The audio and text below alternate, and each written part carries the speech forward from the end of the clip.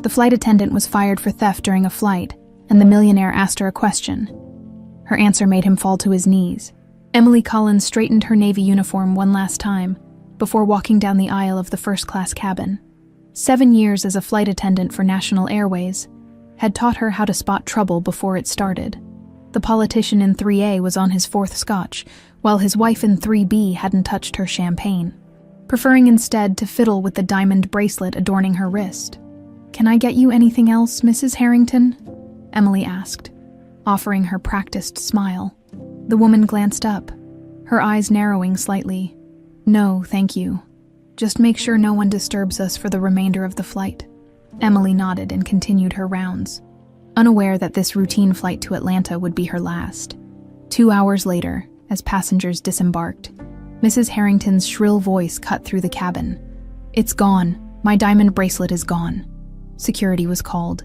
The plane was searched, and somehow, impossibly, the bracelet was found in Emily's locker. "I didn't take it," Emily insisted, her voice shaking as she stood before the airline's HR director, Susan Donovan. "Someone must have planted it there. I would never." "The evidence is quite clear, Ms. Collins," Susan interrupted, her voice cool and professional, betraying none of the triumph she felt inside. "We have a zero-tolerance policy for theft. Your employment is terminated, effective immediately." Just like that, 7 years of perfect service records meant nothing, no investigation, no chance to defend herself, just the humiliation of being escorted from the building by security while former colleagues averted their eyes. 3 months later, Emily's knees ached as she scrubbed the floor of Charleston Regional Airport's small terminal. The irony wasn't lost on her, spending her days watching planes take off and land while she cleaned the floors that passengers walked across without a second glance. "Emily, break time," called Marge. The 60-something supervisor who'd shown Emily unexpected kindness since her first day, in the cramped break room, Emily unwrapped her homemade sandwich and checked her phone. A text from her brother. "Got an A on my bio midterm, med school. Here I come." She smiled despite herself. At least something good was coming from all this. The money wasn't much, but combined with her depleted savings, it was keeping her brother in college and covering her mother's medical bills. Another text appeared. "Mom's doctor wants to try a new treatment. Insurance won't cover it, $3,000. I'm sorry, Emily closed her eyes, fighting back tears. $3,000 might as well be $3 million. Her wrongful termination lawsuit against National Airways was moving at a glacial pace, with expensive lawyers finding every possible way to delay proceedings. "You okay, honey?" Marge asked, settling into the chair across from her. Emily wiped away a tear. "I'm fine. Just tired. You had that dream again, didn't you?" Marge had become something of a confidant over the past months. Emily nodded. The same nightmare had plagued her since childhood. Falling through clouds, screaming for parents whose faces she couldn't see, the deafening sound of metal tearing apart. "I don't know why they're getting worse," Emily admitted. "Ever since I lost my job, it's like they're more vivid, like they're trying to tell me something." After break, Emily returned to her cart of cleaning supplies. Through the large terminal windows, she watched a sleek private jet taxi toward the hangar. Another wealthy executive, probably, flying in for a weekend of golf or sailing. Emily tried not to feel bitter. She'd once loved the sky, found freedom in it. Now it just reminded her of everything she'd lost. That evening, Emily trudged up the stairs to the modest 2-bedroom apartment she shared with her mother. The place smelled of antiseptic and the cheap air freshener she'd picked up at the dollar store. "Mom, I'm home," she called, setting her bag down. Her mother's reply was weak. "In here, sweetheart." Margaret Collins sat propped up in bed, surrounded by pill bottles and a half-finished crossword puzzle. Once vibrant and active, the past year of treatments had hollowed her out, leaving her skin paper-thin and her once bright eyes sunken. "How was work?" Margaret asked, reaching for Emily's hand. "Fine," Emily lied, squeezing her mother's fingers gently. "How are you feeling?" "Dr. Patel called," Margaret said instead of answering. "He mentioned a new treatment. I told him we'd need to think about it." Emily sat on the edge of the bed. "I saw Jake's text, $3,000. "Forget it," Margaret said firmly. "We're not dipping into your brother's college fund." "It's not just his fund, Mom. It's for emergencies, too." "This isn't an emergency. It's just another treatment that probably won't work." "Don't say that," Emily whispered. Margaret's smile was tired but genuine. "My practical girl, always fighting battles for everyone else." She reached up to tuck a strand of hair behind Emily's ear. "You're just like your father that way." Emily stiffened slightly.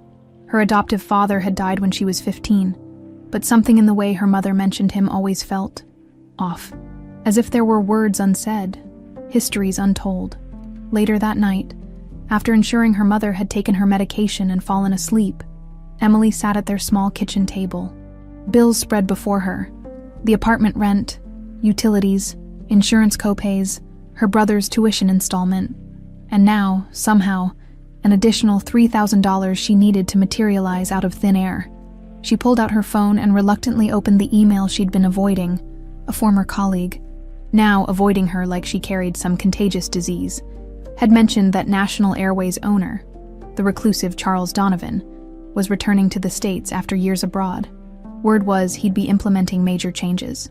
Maybe, just maybe, if she could speak to him directly, explain her situation.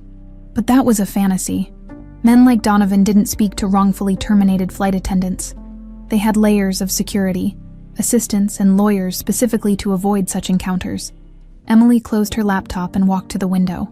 Outside, a plane's lights blinked against the night sky. Her hand unconsciously moved to the medallion she always wore, a simple silver disc. Unremarkable, except for the intricate pattern etched into its surface. She'd had it for as long as she could remember, though she didn't know where it had come from. Her mother always changed the subject when Emily asked about it. As she watched the plane disappear into the distance, Emily had no way of knowing that the owner of that medallion would soon walk back into her life, or that the dreams plaguing her sleep were not dreams at all, but fragments of memories fighting to surface after 20 years of darkness. The wind picked up outside, rattling the loose window frame, a sound not unlike the metal tearing in her dreams. Emily shivered, suddenly cold despite the warm evening air. Sometimes she felt like she was still falling, even when her feet were firmly on the ground. The sleek private jet touched down on the tarmac of a sunlit airstrip just outside New York City. Charles Donovan gazed out the window, observing the Manhattan skyline in the distance, 5 years away, and the city skyline had changed, much like the man himself.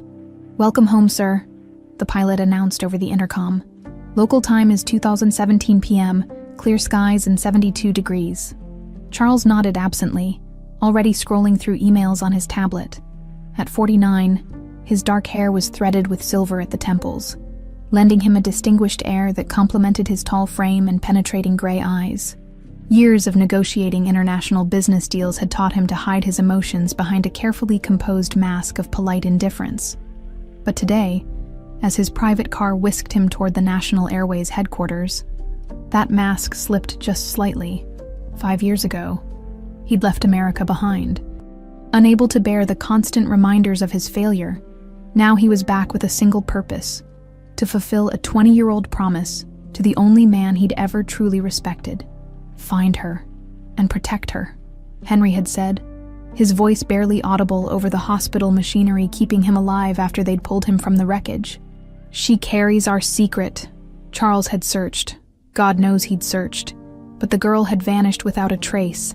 Eventually, running the company Henry had built became Charles's way of honoring his memory, even if he'd had to do it from afar. The car slowed as it approached the gleaming glass tower bearing the National Airways logo. Charles straightened his tie and steeled himself for what was to come.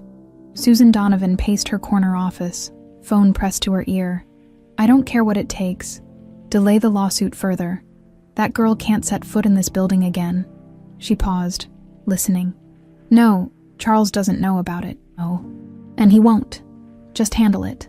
She ended the call and turned to the window, surveying the empire she'd spent years quietly consolidating under her control. Her half-brother might own the majority share, but in his absence, Susan had become the de facto ruler of National Airways. She'd made herself indispensable. And she wasn't about to let anyone, certainly not some flight attendant with an uncanny resemblance to a ghost from the past, threaten that. The intercom buzzed. "Ms. Donovan, Mr. Donovan has arrived. He's waiting in the main conference room." Susan took a deep breath, checking her reflection in the glass. At 46, she was still striking, with sharp features and darker hair than her half-brother, kept in a sleek, chin-length bob. She straightened her designer suit and headed for the door, a practiced smile already in place. "Charles, what a wonderful surprise," she exclaimed, entering the conference room where her half-brother stood examining a model airplane display. The dozen executives seated around the table looked on nervously. Charles turned, his expression inscrutable. "Hardly a surprise, Susan. I informed the board of my return 3 weeks ago." Susan's smile didn't falter. "Of course, I meant the timing. We weren't expecting you until tomorrow's meeting. I prefer to understand situations before discussing them formally," Charles replied, his tone pleasant but firm. "I've spent the morning reviewing our financial statements." An uncomfortable silence fell over the room. Susan gestured toward an empty chair at the head of the table. "Well, you're here now. Shall we begin?" For the next 2 hours, Charles systematically dismantled the narrative Susan had carefully constructed over the years. Questionable expense accounts, declining service ratings, high turnover among staff. By the time he finished, several executives were visibly sweating. "Tomorrow's board meeting will address restructuring plans," Charles concluded. "Until then, I'd like access to all personnel files and complaint records from the past year." Susan's carefully composed expression cracked slightly. "Personnel files? Surely HR can provide a summary." "All files, Susan," Charles repeated, his voice leaving no room for argument. "On my desk by morning." As the meeting dispersed, Susan lagged behind, catching Charles alone. "You look good," she said, forcing warmth into her voice. "Europe agreed with you." "Hong Kong." "Primarily," Charles corrected. "And I wasn't there for the climate." Susan studied him for a moment. "Why now, Charles? After 5 years, why come back?" A shadow passed over his face.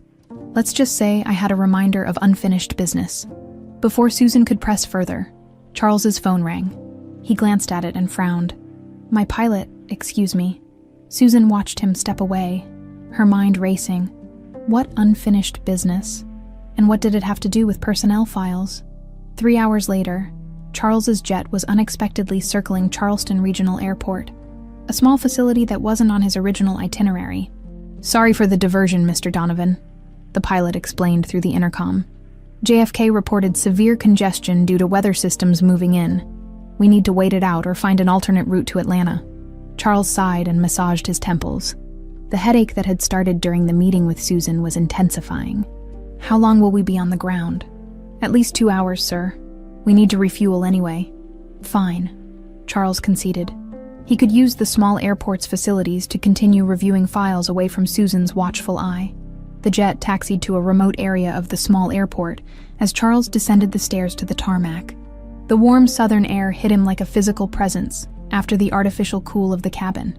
A ground crew member directed him toward the terminal, explaining that the small executive lounge was currently being renovated. "Regular terminal okay for you, sir. It's quiet this time of day." Charles nodded his thanks and headed inside.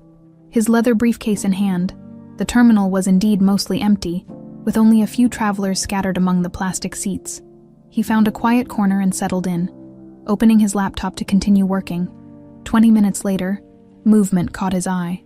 A young woman in a cleaner's uniform was methodically working her way across the floor, pushing a mop with practiced efficiency. Something about her posture, the way she held herself despite the menial task, caught Charles's attention. She turned slightly, and Charles froze, the way she tucked her hair behind her ear. It was a gesture he'd seen 1,000 times before, Henry's gesture. And as she looked up, responding to something a supervisor called out, Charles caught a glimpse of her profile. The resemblance was undeniable, not just to Henry, but to the photographs Charles had seen of Henry's wife, Eleanor. This young woman had Eleanor's delicate features combined with Henry's determined set of the jaw. It couldn't be. It was impossible. And yet, before he could think better of it, Charles was on his feet, moving toward her. She looked up as he approached, wariness instantly replacing the distant expression she'd worn moments before. "Can I help you, sir?" she asked, her tone professional but guarded. Up close, the resemblance was even more striking, but it was something else that confirmed Charles's suspicion. A small silver medallion partly visible beneath her uniform, identical to the one Henry had always worn. "You're Emily Collins," he said, Surprised to hear his voice sounding so calm when his heart was racing, her eyes widened slightly. "Do I know you?" "No," Charles replied. "But I know you. You were a flight attendant for National Airways." Emily's expression hardened. "If you're from legal, I have nothing to say without my attorney present." "I'm not from legal," Charles said quietly. He extended his hand. "My name is Charles Donovan. I own National Airways." Emily's face went pale. The mop handle slipped from her grasp, clattering against the freshly cleaned floor. "What do you want?" she asked, her voice barely above a whisper. Charles looked at her, at the woman who had once been Grace Whitmore, daughter of his mentor and friend. Working as a cleaner in a small regional airport, everything he had planned to say vanished, replaced by a single burning question.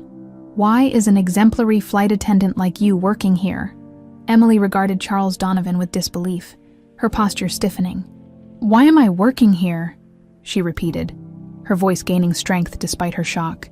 "Because your company fired me without cause and blacklisted me from every major airline." Charles frowned. "I'm not aware of any—" "Of course you're not," Emily cut in, bending to retrieve her fallen mop. "I'm sure firing flight attendants is so far beneath your notice it doesn't even register." Something in her defiance struck Charles, the same unbending integrity he'd admired in Henry. Before he could respond, Emily's supervisor called out from across the terminal. "Collins, everything okay over there?" Emily raised a hand in acknowledgement. "Fine, Marge. Just finishing up." She turned back to Charles, her eyes hard. "If you'll excuse me, Mr. Donovan. Unlike some people, I can't afford to lose my job," as she began to walk away. Charles called after her. "May I speak with you when your shift ends?" Emily paused, torn between wanting nothing to do with this man and the slim hope that he might actually listen to her side of the story. "I finish at 7, she said finally, without turning around. "There's a diner across the street." Charles watched her go. A storm of questions swirling in his mind. Blacklisted, fired without cause. None of this matched the company policies he'd established. He pulled out his phone and dialed his assistant. "Rebecca, I need you to find a personnel file. Emily Collins, former flight attendant, terminated approximately 3 months ago. And I need it now." Meanwhile, Susan Donovan sat at her desk in New York, staring at her computer screen where a dossier on Emily Collins was open. The phone on her desk rang, displaying her assistant's name. "What is it, Michael?" "Miss Donovan. Someone from Mr. Donovan's office just requested Emily Collins's personnel file." Susan's blood ran cold. "When?" "Just now they said Mr. Donovan needs it urgently." Susan shut her eyes, thinking quickly. "Send them the sanitized version, the one we prepared for legal." "Yes, ma'am."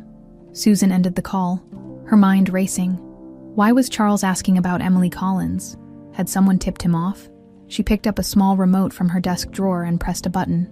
The office windows instantly frosted over, ensuring complete privacy. From a hidden compartment in her desk, she withdrew a tattered photograph. A handsome couple smiled back at her. Henry and Eleanor Whitmore on their wedding day. Susan had carefully cut herself out of the picture years ago, removing the evidence of her standing beside them, her face tight with barely concealed jealousy. It had never been supposed to happen like this. 20 years ago, when she'd first approached Sean Matthews with her idea, it was supposed to be simple, just a small mechanical issue with Henry's private plane, enough to scare him, to make him realize how fragile life was, enough perhaps to make him turn to her for comfort. She hadn't known Eleanor would be on the plane too, and she certainly hadn't planned for both of them to die. Susan returned the photograph to its hiding place, her hands trembling slightly in the chaotic aftermath of the crash. She'd been named temporary guardian of 8-year-old Grace Whitmore. Charles had been overseas, unreachable for the critical first 72 hours.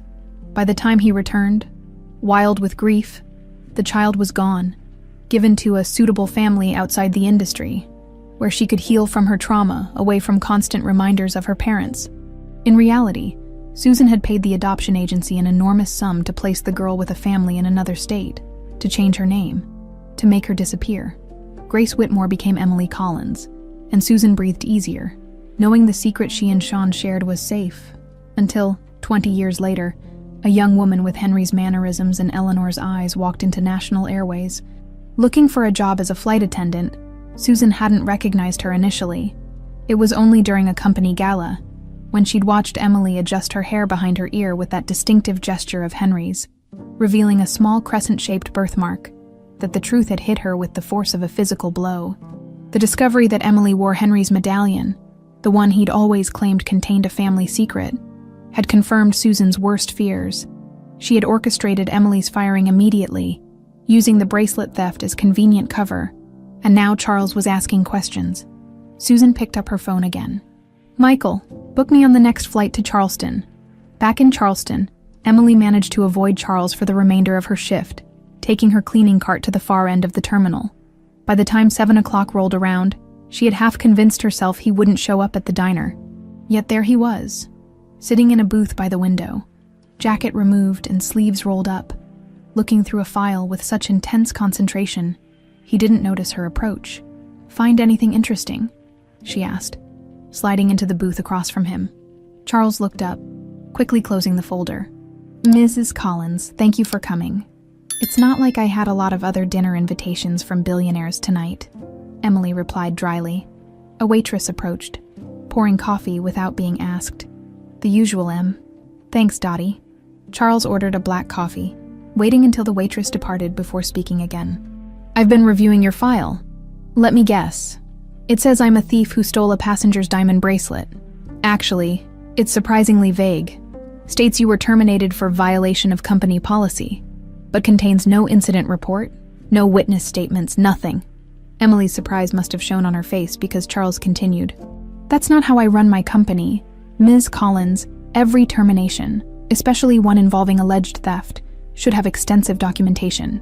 "Well, tell that to your HR director," Emily said. "She's the one who fired me on the spot." "Susan fired you personally," Emily nodded, describing the events of that day. Charles listened without interrupting, his expression growing darker. "And you filed a wrongful termination lawsuit."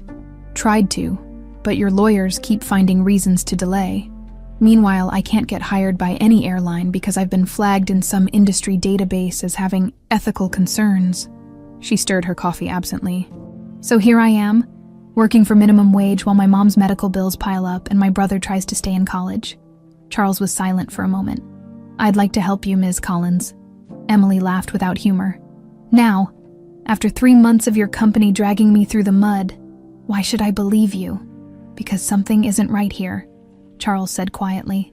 "And because—" He stopped himself, uncertain how to explain the real reason he was sitting across from her in this dingy diner. How could he tell her that she was the spitting image of his dead friend, that the medallion around her neck was identical to the one Henry had worn every day of his life? That 20 years ago, he'd made a promise to protect a little girl who had vanished without a trace. "Because what?" Emily pressed, studying his face.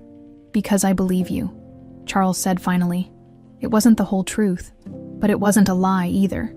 Emily's gaze remained skeptical, but something in his tone must have reached her. "What exactly are you proposing, Mr. Donovan?" "First, I'd like to formally reopen the investigation into your termination," he said. "Second, I'd like to offer you a temporary position as my administrative assistant while we sort this out." "You want me to work for you?" Emily's eyebrows rose. "The man whose company destroyed my career." "With me," Charles corrected. "And yes, it provides you with income, gives you access to help clear your name, and—" He hesitated. "Allows me to make things right." Emily studied him for a long moment. There was something Charles wasn't telling her. She could sense it, but the urgency of her situation didn't leave much room for pride. "I'll need to think about it," she said finally. "This isn't just about me. I have responsibilities." Charles slid a business card across the table. "My private number? Call me tomorrow with your decision." As Emily took the card, her sleeve pulled back slightly, revealing a crescent-shaped birthmark on her wrist. Charles's breath caught, but he managed to keep his expression neutral. It was her. It had to be. After 20 years, he'd finally found Grace Whitmore. Emily spent a restless night weighing Charles Donovan's offer. By morning, pragmatism had won over pride. Her mother needed that new treatment, and her brother's tuition payment was coming due. With shaking hands, she dialed the number on Charles's business card. He answered on the second ring. "Donovan, it's Emily Collins, about your offer." 2 days later, Emily found herself in the back of a sleek town car headed to the Charleston Marriott, where Charles had set up a temporary office. She smoothed her only business-appropriate outfit, a navy skirt and white blouse she'd worn to court appearances, and tried to calm her nerves. The hotel suite had been transformed into a working space, with laptops, files, and a makeshift conference area. Charles greeted her with a professional handshake. "Ms. Collins, thank you for coming. Let's be clear," Emily said, forgoing pleasantries. "I'm here because I need the job, and because clearing my name matters to me. This isn't about doing you a favor." Something like admiration flickered in Charles's eyes. "Understood. Shall we begin?" The morning passed in a blur of administrative tasks, with Charles observing Emily's efficiency with quiet approval. Around noon, his phone rang, checking the display. His expression hardened. "Susan. What a surprise." Emily froze at the name, her hands hovering over the laptop keyboard. "Charleston, what brings you here?" Charles's tone remained pleasant, but his eyes narrowed. "No, that won't be necessary. I'm handling things personally." After another moment, he added, "Actually, I've hired a temporary assistant to help sort through these files. You might remember her, Emily Collins." Even from across the room, Emily could hear the sharp intake of breath from the other end of the line. "Yes, that Emily Collins," Charles continued, watching Emily's reaction. "I'll see you at dinner, the hotel restaurant, 7 o'clock. He ended the call and turned to Emily. "My sister seems quite surprised by your employment." "Half-sister," Emily corrected automatically, when Charles raised an eyebrow. She explained, "Everyone at National Airways knew that, Ms. Donovan makes sure people understand she's only half related to the owner." "Interesting," Charles murmured. "What else did everyone know about Susan?" Emily hesitated, unsure how much to say. "That she's protective of her position, that crossing her is career suicide. And yet here you are, working directly for the one person she can't intimidate. Is that what this is about?" Emily asked, anger flaring. "You're using me as some pawn in a power struggle with your sister."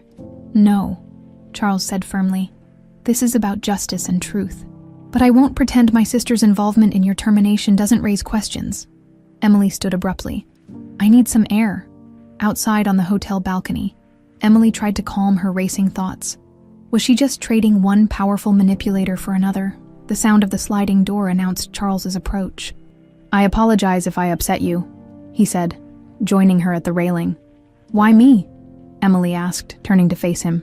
"With all the problems in your company, why focus on one wrongfully terminated flight attendant?" Charles looked away, watching a plane cross the sky. "Sometimes injustice finds us when we're looking for something else entirely." "That's not an answer." "No," he agreed. "It's not." Their eyes met, and for a moment, Emily felt a strange connection, as if she'd known this man much longer than 2 days. The feeling unsettled her, and she quickly looked away. "I should get back to work," she said across town, in another hotel suite. Susan Donovan was on the phone with Sean Matthews. "He's hired her, Sean, as his assistant." On the other end of the line, the former pilot turned politician cursed. "How the hell did he even find her?" "I don't know, some cosmic joke of fate." Susan paced the room. "If he figures out who she is..." "He won't," Sean interrupted. "It's been 20 years. Even if she looks like them, there's no proof. All records of Grace Whitmore were sealed after the adoption." "There's the medallion," Susan reminded him. "A trinket, meaningless without context.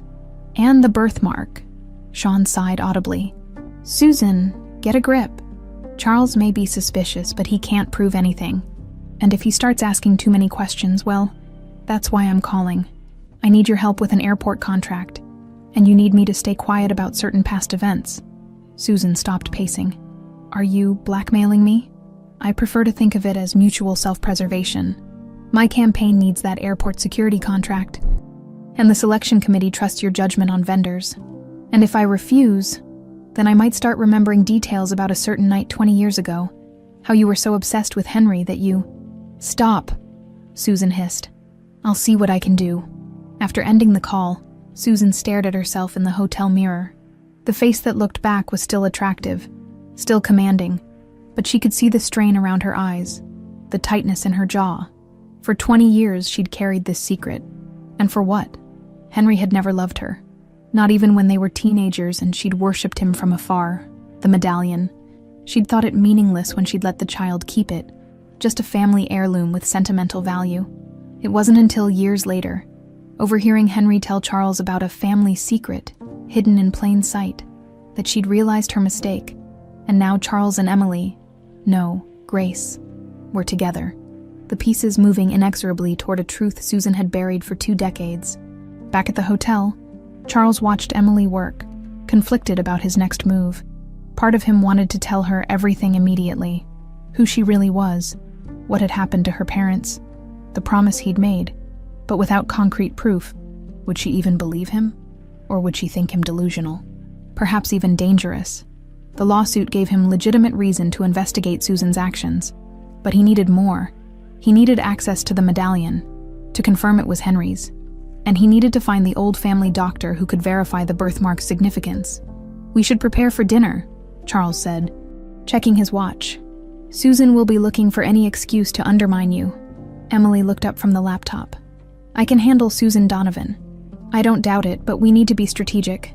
She doesn't know what we know about the lack of documentation for your termination. So what's the plan?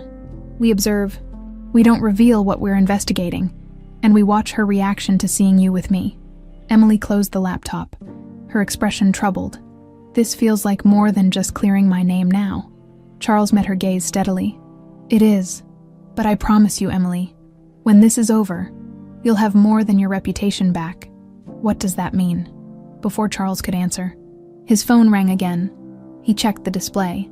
"It's the private investigator I hired to look into your case. Excuse me." As Charles stepped away to take the call, Emily stared after him, increasingly certain she was stepping into something far bigger than a wrongful termination case. The way Charles looked at her sometimes, as if he were seeing someone else. Someone he'd lost, sent chills down her spine. Yet despite her reservations, she couldn't deny the strange sense of trust she felt toward him. It was irrational, illogical even, but something deep inside her recognized Charles Donovan as, what? An ally, a protector. With a frustrated sigh, Emily rose to prepare for dinner, unaware that across the table from her that evening would sit the woman who had orchestrated not just her firing, but the destruction of her entire former life. The hotel restaurant buzzed with the quiet conversations of business travelers and tourists. Emily and Charles arrived precisely at 7, finding Susan already seated at a corner table, a glass of white wine in hand. "Charles?" Susan smiled, rising to embrace her half-brother. Her eyes flicked to Emily, the smile never reaching them. "And Mrs. Collins, what a surprise." "Is it?" Charles asked, pulling out Emily's chair. "I mentioned she would be helping me during our call." "Yes, but I assumed as a file clerk or something similarly appropriate." Susan's gaze traveled over Emily's outfit, clearly noting its modest quality. "Not as your personal assistant." Emily met Susan's gaze evenly. "I assure you, Miss Donovan, I'm qualified. 7 years of managing difficult situations in confined spaces at high altitudes taught me quite a bit about handling pressure." Charles suppressed a smile, as Susan's eyes narrowed fractionally. "Let's order, shall we?" he suggested, signaling a waiter. The meal progressed with superficial pleasantries, but Emily could feel Susan studying her, searching for weaknesses. When the main course arrived, Susan turned the conversation to business. "Charles, the board is expecting your restructuring plan tomorrow. Shall I tell them you need more time, given your distractions?" Her eyes flicked meaningfully toward Emily. "The plan is ready," Charles replied. "But before we implement it, I'd like to understand why employee satisfaction has dropped 18% under your HAR leadership, particularly among female staff." Susan's fork paused halfway to her mouth. "Market pressures have forced difficult decisions. Not everyone adapts well to change." "Interesting," Charles mused, "because I've been reviewing termination records, and there seems to be a pattern of exemplary female employees being dismissed for vague policy violations, especially those positioned for advancement." Emily watched Susan's knuckles whiten around her wine glass. "If you're implying something based on one disgruntled former employee's claims, I'm not implying anything," Charles interrupted smoothly. "Just noting patterns. Data doesn't lie, Susan." The tension was broken by Susan's phone ringing. She glanced at it and stood abruptly. "Excuse me, I need to take this. As Susan walked away, Emily leaned toward Charles. She's rattled. Good. Charles watched his sister's retreating form. Tonight was about letting her know we're looking into patterns, not just your case. Her reaction confirms we're on the right track. Emily studied him. There's more to this than clearing my name, isn't there? Before Charles could answer, Susan returned, her composure restored. I apologize, but I need to cut dinner short. There's a situation at headquarters requiring my attention. On a Saturday night, Charles raised an eyebrow. The airline business doesn't respect weekends, as you well know. Susan gathered her purse, then paused, looking at Emily's neck. That's an interesting medallion, Miss Collins, family heirloom. Emily's hand instinctively went to the silver disc visible at her collar. Something like that. I've had it since childhood. May I? Susan reached toward it. Emily hesitated, then reluctantly leaned forward, allowing Susan to examine the medallion without touching it. Unusual design, Susan commented, her tone casual though her eyes were intent. Almost like a key. It's just a pattern, Emily said, tucking the medallion back under her blouse. Susan's smile was thin. Of course, well, good night to you both. After she departed, Emily released a breath she hadn't realized she was holding. Why was she so interested in my medallion? Charles's expression was troubled. I don't know, but I intend to find out. Later that evening, Charles insisted on driving Emily home. I'd like to speak with your mother if that's possible, he explained. Emily frowned. My mother's health isn't good. She tires easily. I understand, but her perspective on your situation might be helpful. Emily reluctantly agreed, and soon they were pulling up to her modest apartment building. Inside, Margaret Collins was having one of her better evenings, sitting up in the living room watching television. Mom, Emily called. We have a visitor. Margaret turned, her eyes widening as Charles entered behind her daughter. Even weakened by illness, Margaret Collins maintained a quiet dignity, her gray-streaked hair pulled back in a neat bun. Mr. Donovan, she said, her voice surprisingly strong. My daughter mentioned you'd offered her a position. Please, call me Charles. He took the seat she indicated. And yes, Emily's assistance has already proven invaluable. Margaret studied him with the same direct gaze Emily often employed. You're a long way from corporate headquarters, Mr. Donovan, to be personally investigating a wrongful termination case. Charles smiled. You're very direct, Mrs. Collins. Emily must get that from you. Something flickered in Margaret's eyes. Some traits are learned, others inherited. Emily has always had a strong sense of justice. That came built in. The conversation continued, with Charles asking polite questions about how long they'd lived in Charleston, while Emily excused herself to make tea. When she returned, she found her mother relating stories of Emily's childhood. So independent, even as a young girl, though the nightmares were difficult. Emily set the tea tray down with a little too much force. Mom, I'm sure Mr. Donovan isn't interested in my childhood dreams. Actually, Charles said, I find it all fascinating. He accepted a cup of tea. Your home is lovely, Mrs. Collins. Do you play? He nodded toward the upright piano tucked into the corner of the small living room. Margaret shook her head. That was my late husband's. He tried to teach Emily, but she never had the patience. May I? Charles asked. Standing? Of course, Margaret replied. Charles moved to the piano, running his fingers lightly over the keys before sitting down.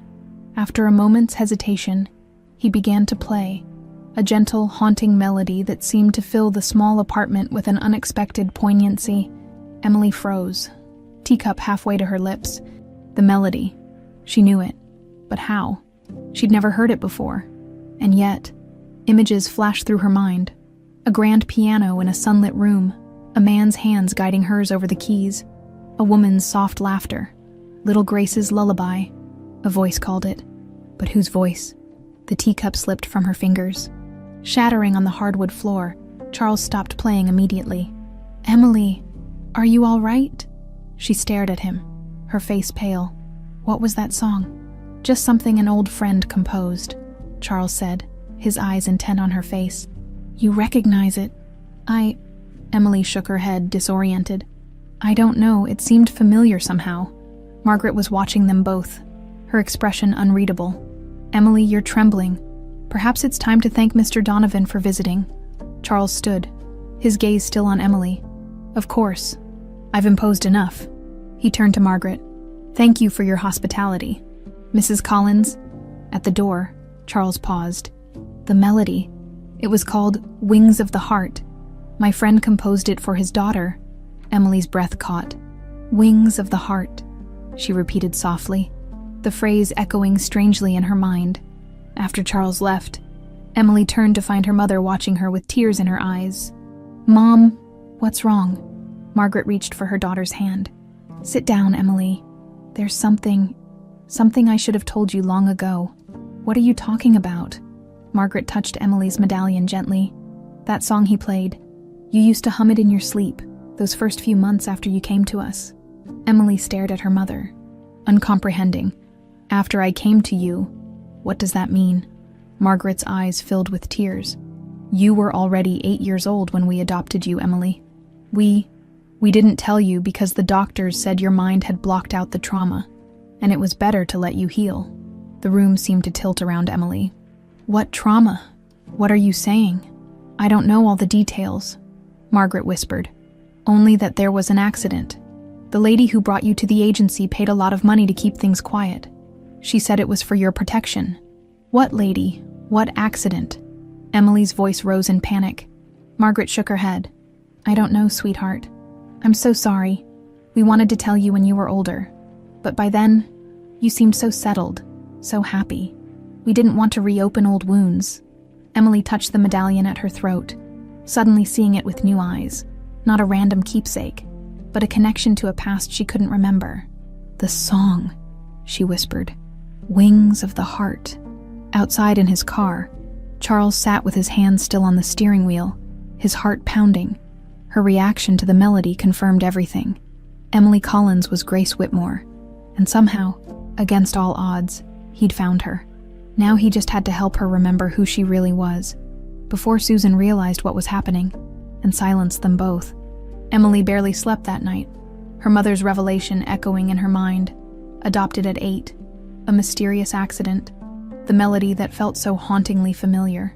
None of it made sense, yet it explained the disjointed fragments of memory that had plagued her dreams for years. By morning, her confusion had crystallized into determination. She needed answers, and Charles Donovan seemed to have at least some of them. She reached for her phone to call him, but it rang before she could dial. Emily, it's Charles. How are you feeling? Like my entire life has been a lie, she replied bluntly. We need to talk. I agree. But first, I have news. I've located Dr. William Garner, formerly the Whitmore family physician. He's retired now, living outside Atlanta. I'm flying there this morning to speak with him. I'm coming with you, Emily said, her tone brooking no argument. A brief pause. I'll send a car in an hour. 90 minutes later. They were airborne in Charles's private jet. Emily stared out the window, watching Charleston recede beneath them. My mother's condition worsened overnight, she said without preamble. The doctors say it's pneumonia. They've admitted her to the hospital. Charles glanced up from his tablet. I'm sorry? Emily, is there anything I can do? You can tell me the truth. She turned to face him. You know who I really am, don't you? Charles set the tablet aside, his expression grave. I have a theory, but without proof. I don't care about proof right now. I care about truth. Emily's voice trembled slightly. Last night, you played a song that triggered memories I didn't know I had. My mother, my adoptive mother, told me I was already 8 when they took me in, that there was an accident, and some woman paid to keep my adoption quiet. Charles was silent for a long moment. 20 years ago, my business partner and closest friend, Henry Whitmore, died in a plane crash along with his wife Eleanor. Their 8-year-old daughter, Grace, supposedly died with them, but Henry lived long enough to tell me otherwise. His last words to me were, "My daughter survived. Susan hid her. Find her and protect her. She carries our secret." Emily's breath caught. You think I'm Grace Whitmore? I do. Charles met her gaze steadily. The way you tuck your hair behind your ear, exactly like Henry did. The crescent birthmark on your wrist. A Whitmore family trait going back generations. And the medallion you wear. identical to the one Henry never took off. Emily's hand went instinctively to the silver disc at her throat. But why would Susan hide me? And why can't I remember any of this? The trauma of the crash could explain the memory loss. As for Susan, Charles's expression darkened. I've spent 20 years trying to understand that myself. The plane descended toward Atlanta, leaving Emily lost in thought. If what Charles believed was true, then the nightmares that had haunted her for years weren't dreams at all, but fragments of memory struggling to surface. Dr. William Garner's home sat on a quiet street in an Atlanta suburb, its well-tended garden reflecting its owner's meticulous nature. The doctor himself, a dignified man in his 70s, opened the door at Charles's knock. "Charles Donovan," he said, recognition and surprise mingling in his tone. "It's been, 15 years? At least," Charles replied, shaking the older man's hand. "Thank you for seeing us on such short notice." Dr. Garner's gaze shifted to Emily, and something like shock flashed across his face. "My God," he whispered. Inside, once they were seated in his study, the doctor continued to stare at Emily. "The resemblance is remarkable. You have Eleanor's features, but Henry's eyes. Then you believe she's Grace Whitmore?" Charles asked. "Doctor?" Garner leaned forward, studying Emily's face. "May I see your left wrist, young lady?" Emily extended her arm, revealing the crescent-shaped birthmark. "The Whitmore mark," the doctor confirmed. "Every member of the direct bloodline bears it. Henry had one in the exact same location." He sat back, visibly shaken. "We all believed you died in that crash, child." "I don't remember it," Emily admitted. "I don't remember anything before the Collinses adopted me. Traumatic amnesia, not uncommon in children who've experienced something horrific." Dr. Garner turned to Charles. "But how did you find her after all these years?" Charles explained the coincidence of Emily working for National Airways, her subsequent firing, and their chance meeting at the Charleston airport. "Susan fired her personally," he finished, which raises disturbing questions about how much Susan knows. Dr. Garner's expression grew troubled. Susan Donovan always had an unhealthy fixation on Henry, even as teenagers. When he chose Eleanor instead, well, Susan didn't handle rejection well. Emily leaned forward. "Are you suggesting Susan had something to do with the crash?" "I'm not suggesting anything," the doctor replied carefully. "But I remember treating Susan for what she claimed was a nervous breakdown after the funeral. She kept repeating, 'It wasn't supposed to happen like that.' At the time, I attributed it to shock and grief." A chill ran through Emily. "Dr. Garner, do you know what my medallion means?" Susan seemed very interested in it. The doctor nodded. "Henry commissioned that medallion when Grace was born. He called it the Wings of the Heart, the same name as the lullaby he composed for you. He was very protective of it, said it contained a family secret that would be revealed when the time was right." "But what secret?" Emily pressed. "That I'm afraid Henry took to his grave, or so we thought, Doctor." Garner's gaze settled on the medallion at Emily's throat. "Perhaps the answer has been with you all along." By the time they returned to the jet, Emily felt overwhelmed by the weight of revelations. She was Grace Whitmore, daughter of Henry and Eleanor, presumed dead for 20 years, and now it seemed possible that her parents' death had been no accident. "What now?"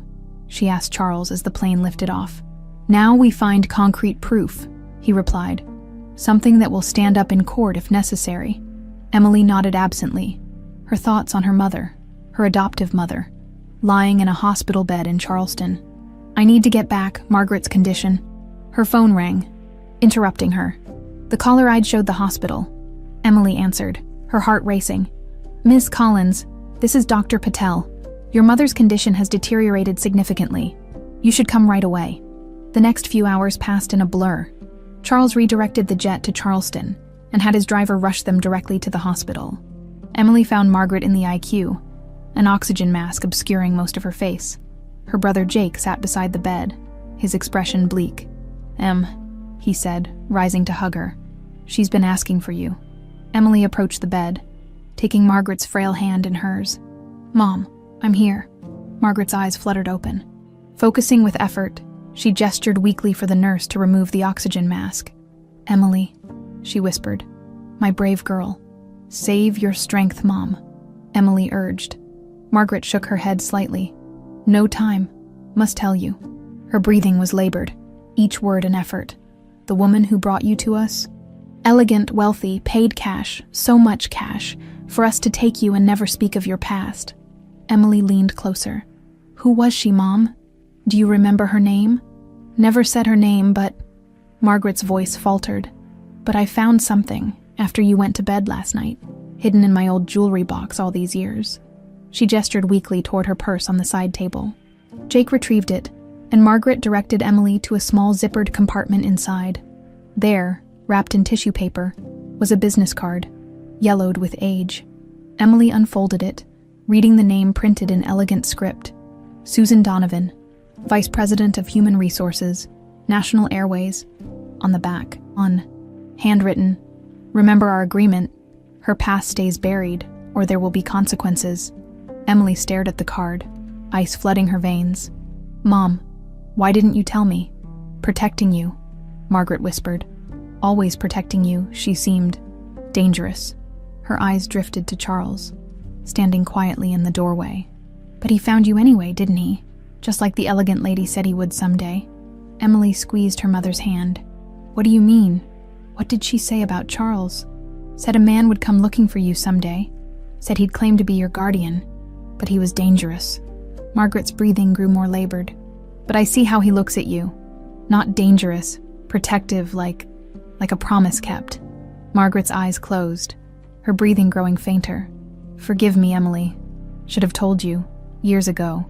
There's nothing to forgive, Emily whispered, tears streaming down her face.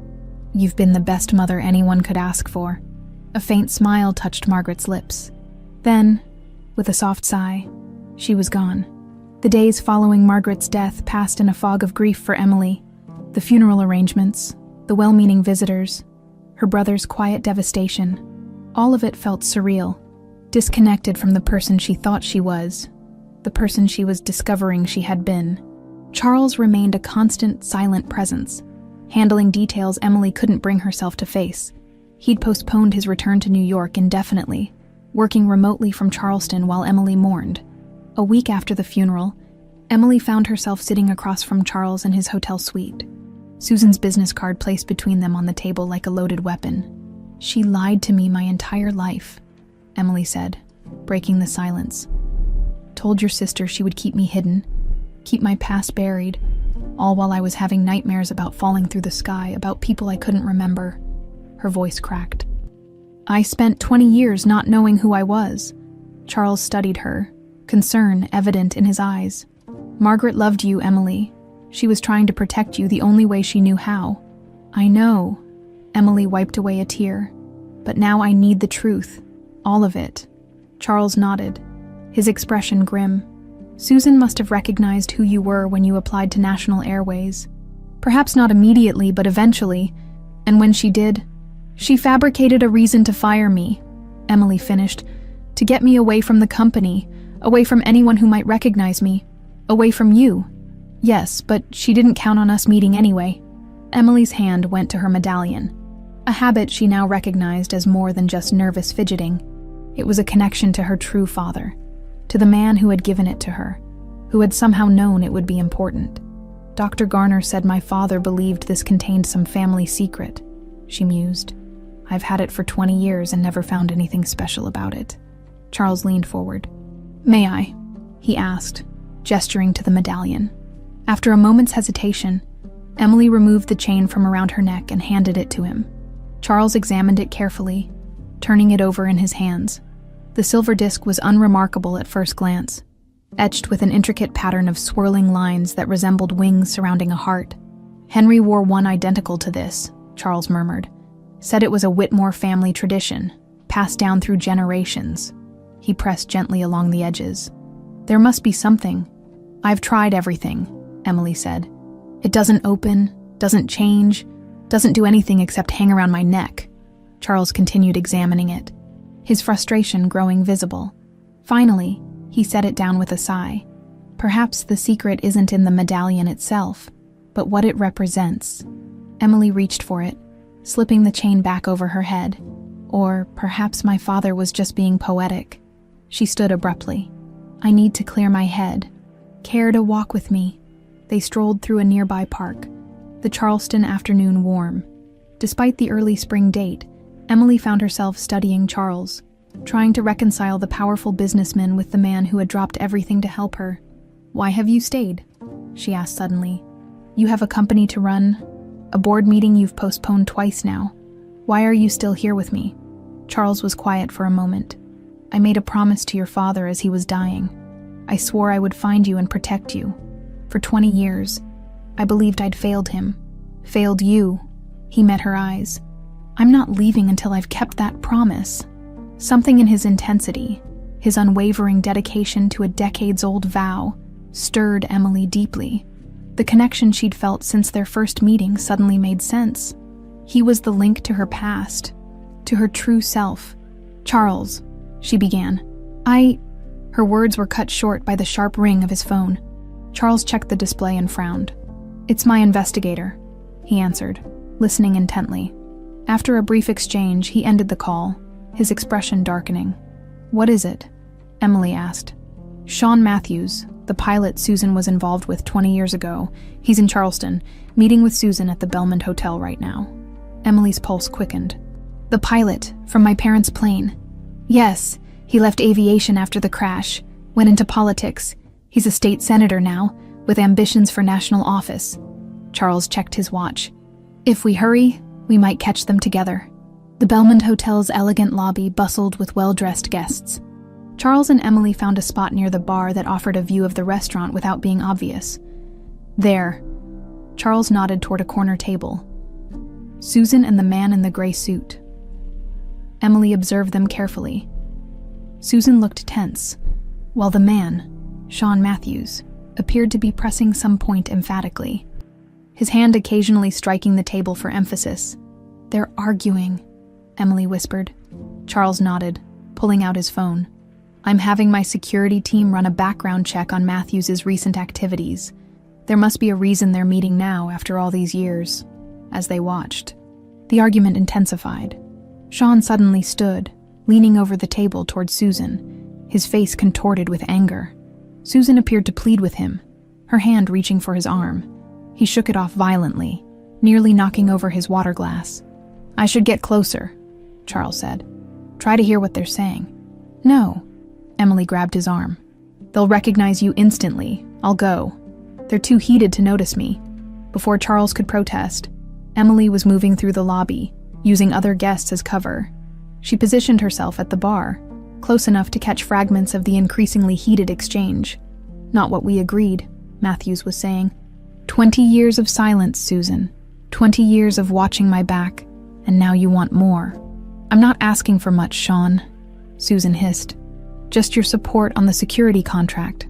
A simple endorsement. Nothing is simple with you." Matthews's voice dripped contempt.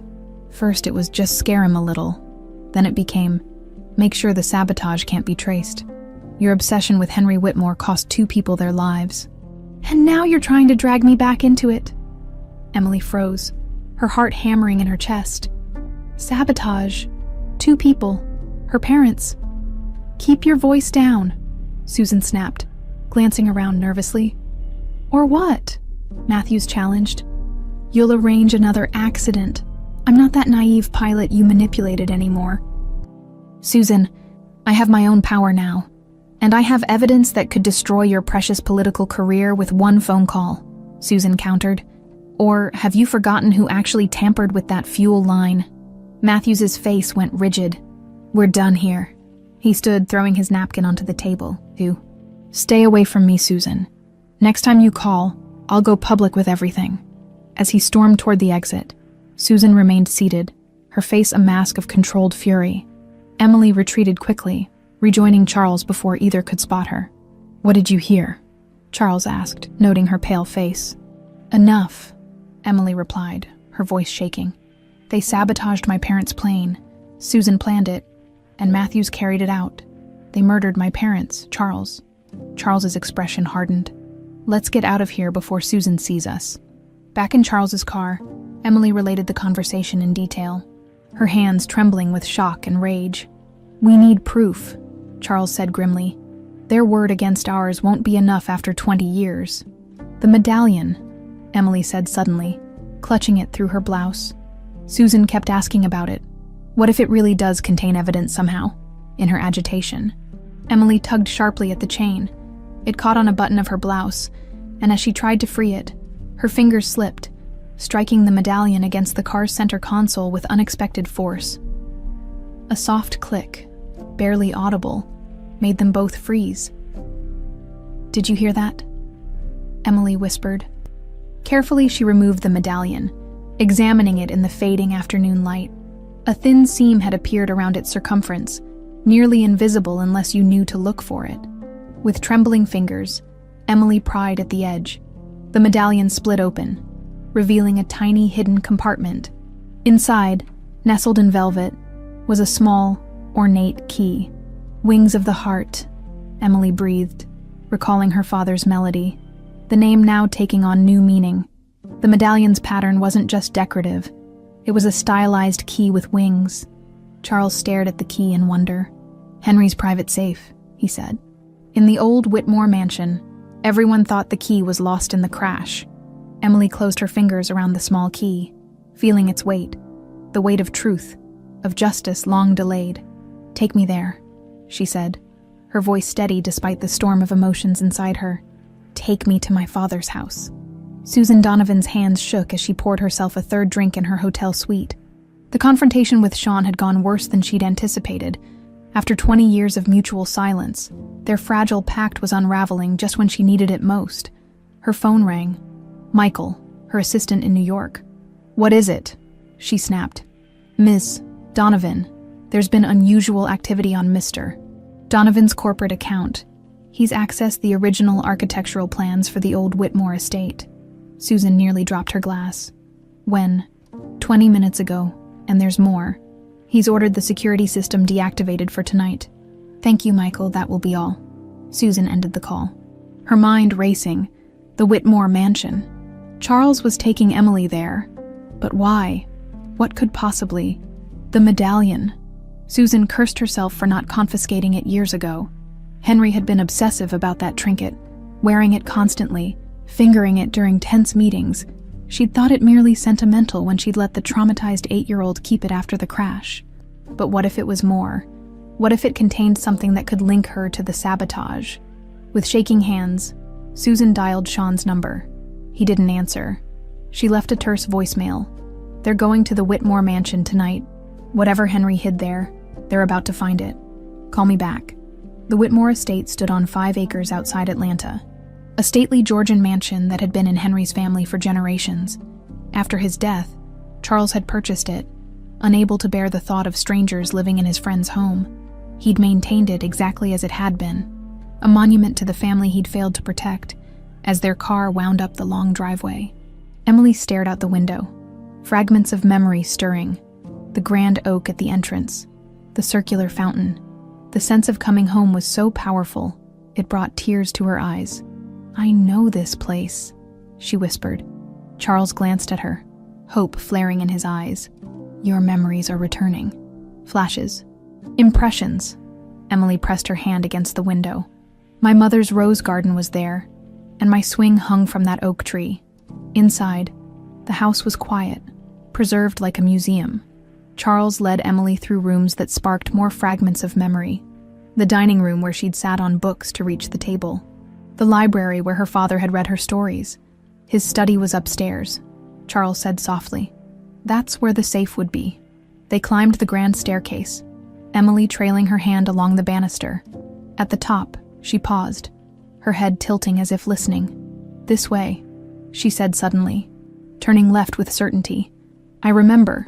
She led them to the master suite, then through it to a smaller room beyond. Henry's private study, dark wood paneling, leather-bound books, a massive desk by the window. Emily moved as if in a trance, drawn to a large portrait on the wall, Henry and Eleanor Whitmore, with a small girl between them. "That's me," Emily breathed. "And my parents." Charles nodded, watching her rediscover her past. "Henry commissioned that painting for your 7th birthday." Emily touched the frame reverently, then stepped back, scanning the room. The safe, where would it be? Henry was traditional. Behind a painting, perhaps? Emily shook her head. No, Dad was cleverer than that. She closed her eyes, summoning elusive memories. Music. There was always music in this room. Her eyes snapped open, and she crossed to a beautiful antique record player in the corner. Here? It's here somehow. Charles joined her, examining the cabinet beneath the turntable. There's no visible keyhole. Emily ran her fingers along the wood grain, feeling for inconsistencies, finding none. She stepped back, frustrated. Think, Emily, she murmured to herself. Wings of the heart. What does it mean? Her gaze traveled back to the family portrait, to the small heart-shaped locket visible at her child self's throat, then to the record player. Heart, music, wings, the lid, she said suddenly. Help me lift the lid of the record player. Together they raised the heavy wooden top. Underneath, where the turntable mechanism attached to the cabinet, was a small heart-shaped depression, a keyhole disguised as part of the design. With trembling fingers, Emily inserted the tiny key from her medallion. It fit perfectly. A soft click, and a panel slid open in the cabinet below, revealing a hidden safe. It's keyed to my father's fingerprint, Emily said, the knowledge surfacing from some deep recess of memory. But there was an override. She reached in, finding a small panel with numbers. A code. What would it be? Your birthday, perhaps, Charles suggested. Emily tried it. Nothing happened. No, something more meaningful to Dad. She thought for a moment, then entered another date, 10/15/97. The safe clicked open. What's that date? Charles asked. The day he finished composing Wings of the Heart, Emily replied, the memory crystal clear. Now, he played it for me that night for the first time. Inside the safe were several items, legal documents, a small leather journal, and a USB drive. Emily removed them carefully, her hands shaking. The journal was Henry's private diary. Emily opened it, finding entries dating back years. She flipped to the final pages, her breath catching as she read her father's last entries. Susan's obsession has grown disturbing. Today I found her in my office again, going through my personal files. When confronted, she claimed to be leaving budget reports, but her behavior was erratic. I've asked Charles to investigate discreetly. And later, I've installed cameras in my private plane after finding evidence of tampering during the last maintenance check. If someone is attempting sabotage, I'll have proof. The footage uploads automatically to a secure server. I've hidden the access credentials where only Grace might someday find them if something happens to me. Charles will know what to do. Emily looked up at Charles, her eyes wide. The USB drive. They connected it to Charles's laptop. It contained only a single file, a text document with a web address, username, and password. It's an access portal to a secure server, Charles said, typing rapidly. If we can connect. The screen filled with file listings, dated 20 years earlier. Charles clicked on one, and grainy security footage appeared. Henry's private plane in a hangar, and a figure in maintenance coveralls working on something near the fuel line. The figure turned, and the camera caught his face clearly. Sean Matthews, Emily whispered. They watched in horror as Matthews methodically created a slow leak in the fuel system, one that would develop gradually during flight, leading to catastrophic failure. As he finished, a second figure entered the frame. Susan Donovan, instantly recognizable even 20 years younger, handed Matthews an envelope. They spoke briefly, their expressions grim but determined. Evidence, Charles said softly. After all these years, Emily sat back, overwhelmed. They murdered my parents, and they would have killed me too if I'd been on that plane as scheduled. Why weren't you? Charles asked. I had strep throat, Emily replied, the memory surfacing clearly now. Mom was going to stay with me, but Dad needed her at a business dinner. My nanny stayed instead, her hands clenched into fists. A sore throat saved my life. Charles was already on his phone. I need my legal team immediately, and contact the FBI's white-collar crime division. He paused, listening. Yes, evidence of conspiracy to commit murder from 20 years ago. And tell Roberts to increase security at the mansion. No one enters or leaves without my explicit approval. As Charles continued making calls, Emily returned to the family portrait, staring into the faces of the parents who had been stolen from her. The diary, the video evidence, the truth, preserved by a father who somehow sensed the danger around him. "I remember you now," she whispered to the painted figures. "And I promise, I'll make this right." Outside the mansion, concealed by darkness, Susan Donovan sat in her rental car, watching the lights in Henry's study. She'd arrived too late to stop them from entering. Now all she could do was wait and plan her next move before everything she'd built over 20 years came crashing down around her. 3 days after discovering the evidence in the Whitmore mansion, Emily stood beside Charles in the expansive boardroom of National Airways headquarters. Through the floor-to-ceiling windows, Atlanta's skyline provided a dramatic backdrop to what promised to be an explosive meeting. "Are you ready for this?" Charles asked quietly.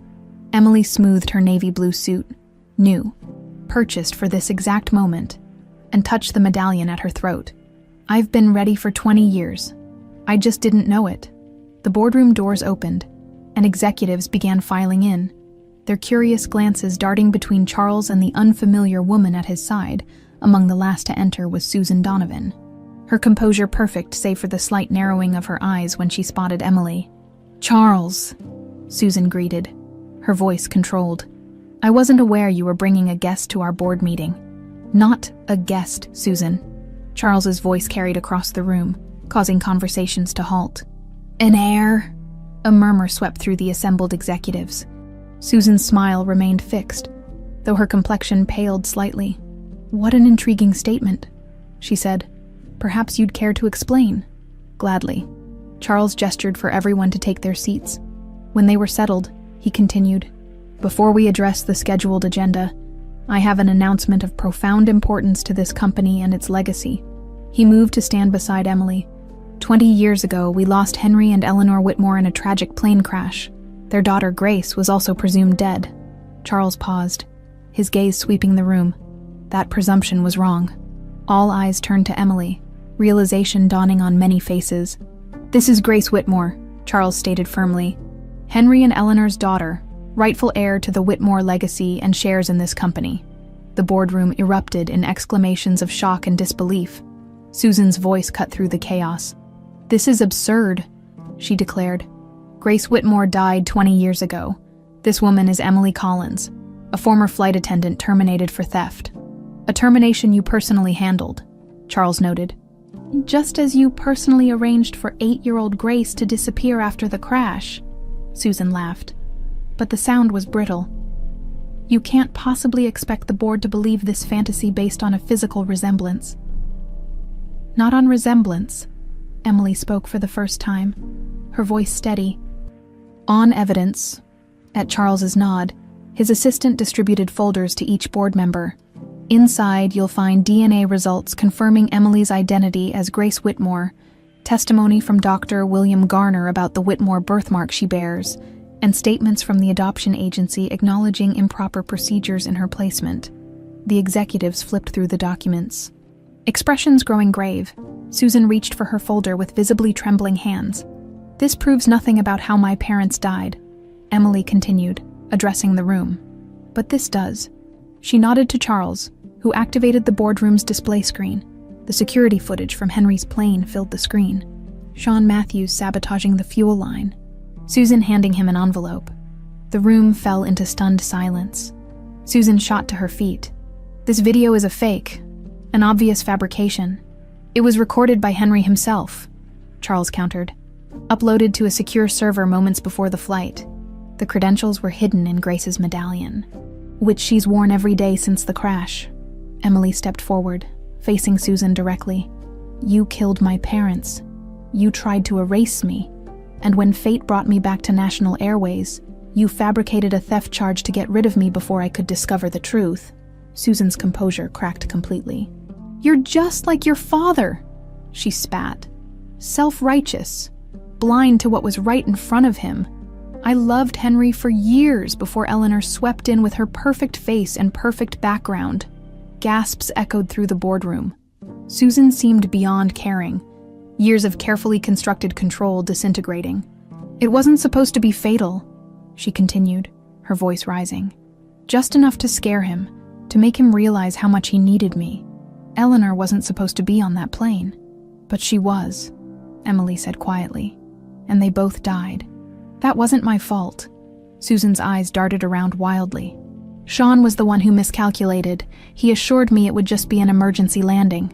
The boardroom doors burst open, revealing 2 FBI agents flanked by security. "Susan Donovan," one announced. "You're under arrest for conspiracy to commit murder and obstruction of justice." Susan's face transformed with rage. With surprising speed, she lunged across the table toward Emily, a letter opener from the table clutched in her hand. "You should have stayed dead," she screamed. Emily recoiled, but before Susan could reach her, another figure interceded. Sean Matthews, who had been waiting outside to give testimony, burst into the room and grabbed Susan's arm. "Enough!" he shouted, wresting the makeshift weapon from her grasp. "It's over, Susan." Security and FBI agents swarmed forward, restraining Susan as she continued to struggle and shout accusations. "You're betraying me too," she snarled at Sean.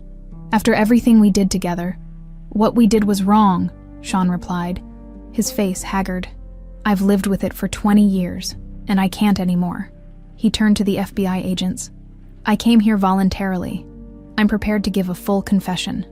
As Susan was led away, still hurling threats and accusations, the boardroom fell into shocked silence. Emily stood rooted to the spot. Overwhelmed by the violence of Susan's reaction and the sudden culmination of 20 years of hidden truth, Charles stepped beside her, his steady presence anchoring her. "Are you all right?" Emily nodded slowly. "I think I will be." She turned to address the stunned board members. "I apologize for this dramatic introduction. It wasn't how I hoped to meet you all." An older executive, Peterson, according to his nameplate, cleared his throat. "No apology necessary, Ms. Whitmore. The shock is considerable, but the evidence speaks for itself." He glanced at the others, receiving nods of agreement. "Speaking for the board, we welcome you back to your rightful place in this company." Another member spoke up. "What happens now?" Charles looked to Emily, deferring to her. "Justice happens," she said simply. "For my parents and for myself after that." She touched her medallion thoughtfully. "After that, we rebuild. My father built this company on integrity and compassion. It's time to return to those values." The meeting adjourned shortly after, with arrangements made for an emergency press conference later that day. As executives filed out, many stopped to express condolences and amazement at Emily's story. When they were finally alone, Emily sank into a chair, the adrenaline of confrontation draining away. "I never imagined she would react so violently," she said. 20 years of deception, about to come crashing down. Charles replied, sitting beside her. She saw her entire, carefully constructed life disappearing. Emily was quiet for a moment. "What she said about loving my father was obsession, not love," Charles finished gently. "Henry saw it, which is why he installed those cameras. He suspected someone was targeting him, though I don't think even he imagined Susan would go so far." Emily gazed out at the Atlanta skyline, at the planes taking off and landing in the distance. "It's strange. Part of me has hated flying all these years without knowing why. Those nightmares of falling through the sky, they were my subconscious trying to warn me." Charles reached over, hesitantly taking her hand. "And now, Emily said, squeezing his hand. "I think it's time to reclaim the sky, to honor my parents by finishing what they started." Outside, a passenger jet soared upward, catching the afternoon sun on its wings. Emily watched it climb, feeling not fear but a profound sense of rightness, as if after 20 years of being earthbound, she too was finally ready to soar. 6 months after the dramatic boardroom confrontation, National Airways was transformed. The corporate offices buzzed with renewed energy and purpose. Employees who had once feared Susan Donovan's arbitrary judgments now worked in an environment that valued integrity and compassion. Emily, now legally Emily Grace Whitmore Collins, honoring both her birth and adoptive families, stood at the window of what had once been her father's office. The Atlanta skyline spread before her, golden in the late afternoon light. "Contemplating your kingdom?" Charles asked, entering with 2 cups of coffee. Emily smiled, accepting the cup. "Contemplating change. The rebranding launches tomorrow." "Nervous?" "A little," she admitted. "It's a significant departure from the National Airways people know."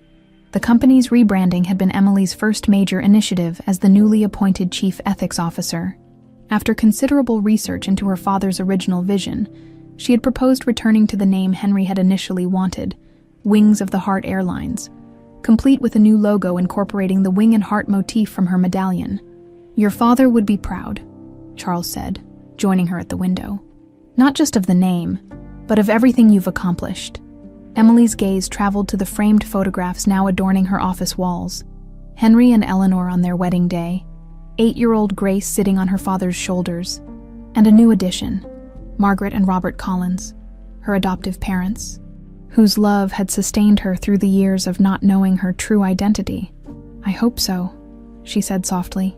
"Sometimes I wonder if I'm doing the right thing, keeping one foot in each world. Whitmore and Collins. It's who you are," Charles replied. "Both shaped you." A knock at the door interrupted them. Jake Collins, Emily's adoptive brother, now the company's new head of community outreach, poked his head in.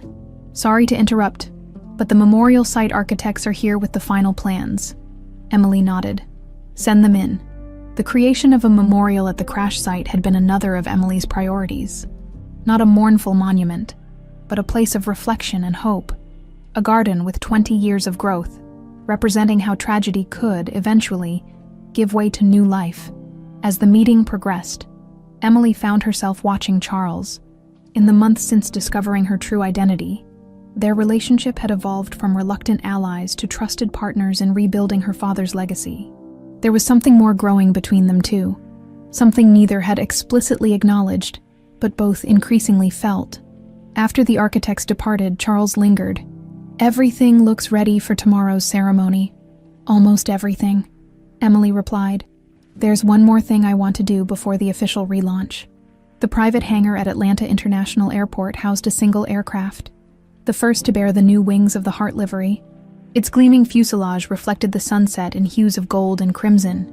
Emily approached it slowly, her hand instinctively reaching for the medallion she still wore.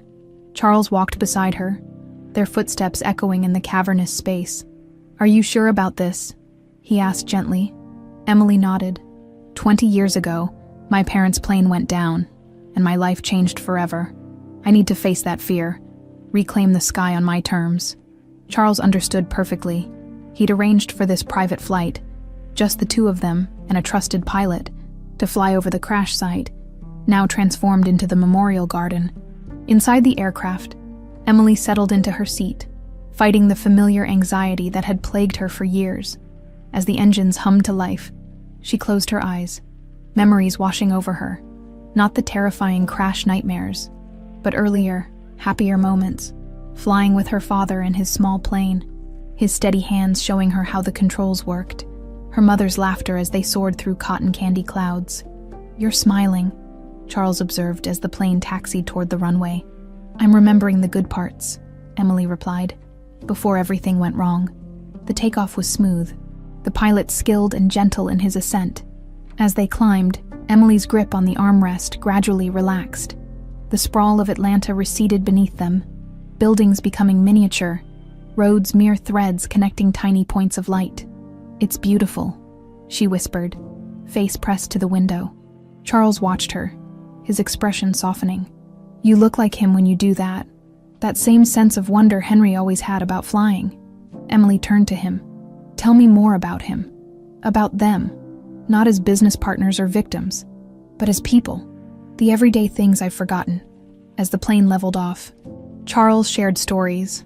Henry's terrible jokes that made everyone groan, Eleanor's insistence on fresh flowers in every room, their unwavering commitment to treating every employee with dignity.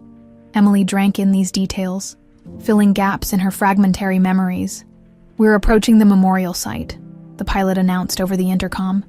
Emily looked down. In the fading daylight, she could make out the distinctive heart-shaped garden, paths forming delicate wings extending from its center. Lights were being installed for the next day's dedication ceremony, giving the design an ethereal glow against the darkening landscape. "It's perfect," she said, tears welling in her eyes. Beautiful but not mournful, life continuing. Charles reached across, taking her hand. Henry used to say that the true measure of a life wasn't its length but its impact. By that standard, your parents lived extraordinarily well. As did Margaret, Emily added. She taught me that family is more than blood. They circled the memorial once more before turning back toward Atlanta. As the city lights came into view again, Emily realized something remarkable. The anxiety that had accompanied flying for as long as she could remember had dissipated. In its place was a sense of peace, of rightness. Would you think it strange? She said suddenly. If I took flying lessons, Charles smiled.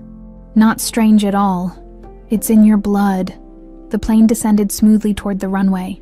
As the wheels touched down with a gentle bump, Emily felt a sense of completion, a circle closing after 20 years. In the terminal, as they waited for their car, Charles turned to her. There's something I've been meaning to show you. I was waiting for the right moment. From his pocket, he withdrew a photograph, old and slightly faded around the edges. 3 people stood in front of a small plane: Henry, Charles, and a very pregnant Eleanor. This was taken the day Henry asked me to be your godfather, Charles explained. He said that if anything ever happened to them, he wanted me to look after you, to guide you until you could fly on your own. Emily's breath caught. You're my godfather. Charles nodded. I've struggled with telling you, given how our relationship has evolved. I wasn't sure if it would make things awkward between us. Emily studied the photograph, then looked up at Charles, seeing him with new clarity, not just as her father's friend or her ally in discovering the truth, but as someone who had been meant to be part of her life all along. It doesn't make things awkward, she said softly.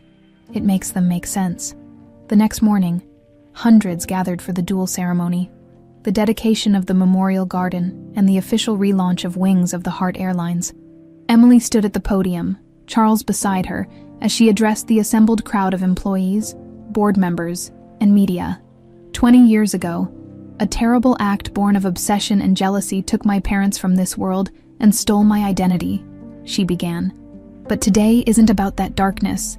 It's about the light that followed, the Collins family who raised me with love, the truth that eventually came to light, and the legacy my birth parents left that can now continue.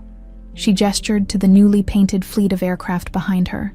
Wings of the Heart was my father's original vision for this airline. Not just a means of transportation, but a company with compassion and integrity at its core. Today, we return to that vision.